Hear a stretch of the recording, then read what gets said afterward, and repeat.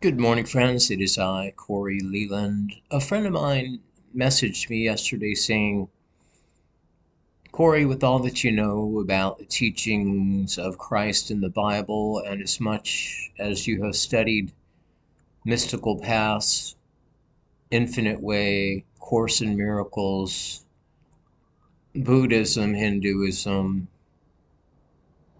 is it possible to forgive President Trump? How do I practice forgiving someone like Tony Fauci, Bill Gates, Donald Trump, when at the time level what they're doing is so wrong, so heinous, so consequential to the well-being of the human species? What a great question, right? What we think of forgiveness is not really forgiveness in the deeper sense. Oh, I forgive you. When you say it that way, the way we consider it's still acknowledging that what we thought happened actually happened. And the only place that it seemed to happen is in the matrix, in the dream world of time, the illusion, the simulation of bodies and time and the world. So forgiveness that Christ speaks of, for example, on the cross, I mean, what a teaching example, the most violent example. And what is the quote? Forgiveness. Forgiveness recognizes where we think an individual is, only God is. Omnipresence, everywhere present, the only presence, the one reality, the spiritual perfection of God is everywhere. It's appearing as me, it's appearing as you, it's appearing as everything you think you see in the world is really only the light of God.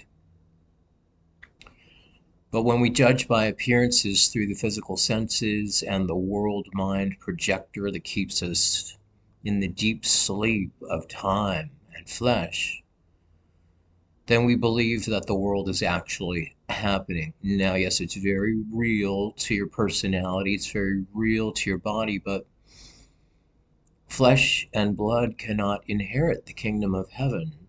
Your human brain, your personality, there aren't any bathrooms in the spiritual heavenly realm. So what we're attempting to do when we forgive is to become divine. To forgive is divine, right?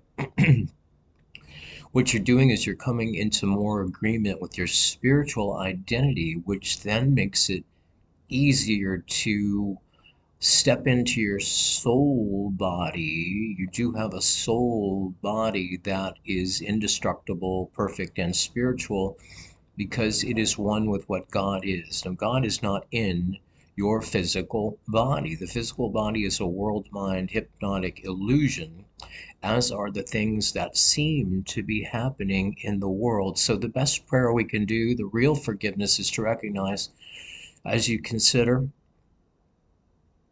President Trump, of course, in the dream, heinous, horrible. I mean, it would make your blood boil to consider things that's happening and that he has participated in. But at the higher spiritual perspective, if you want to go there,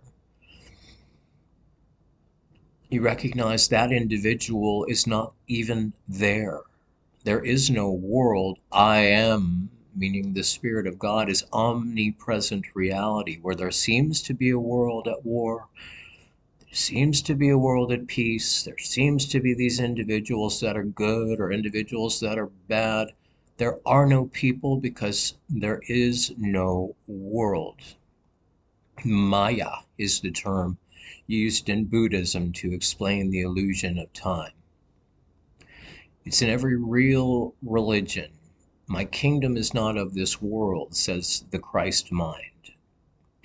It doesn't acknowledge the mortal body as having reality. It only acknowledges spirit as the only thing happening. And if we want to be spiritually mature and grow up spiritually, we want to see beyond the appearance, not judge after appearances, but recognize only God is everywhere, omnipresence, and that is perfection. That means where your body seems to be is only spiritual perfection.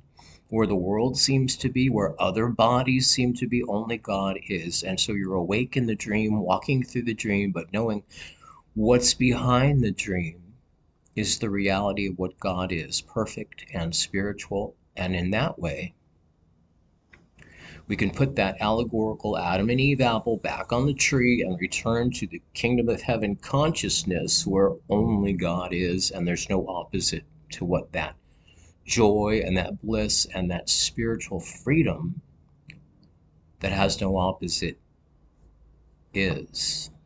Be the freedom. Thank you. Have a beautiful day.